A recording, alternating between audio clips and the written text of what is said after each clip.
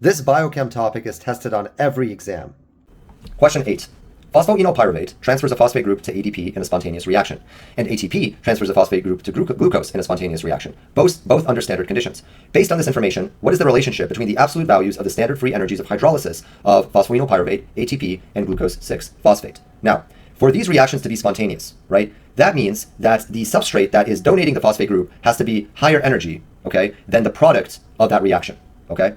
So if phosphoenolpyruvate is donating a phosphate group to ADP, that means that phosphoenolpyruvate has to be higher energy than ATP, the product. And if ATP is donating the phosphate group to glucose, then ATP has to be higher energy, okay, than the product of that reaction, which is glucose 6-phosphate, right? So if we compare the standard free energies, which is what I was just talking about, the highest energy is going to be phosphoenolpyruvate, and then lower than that will be ATP, but that will be higher than G6P, which will be the lowest energy, and so A is the right answer.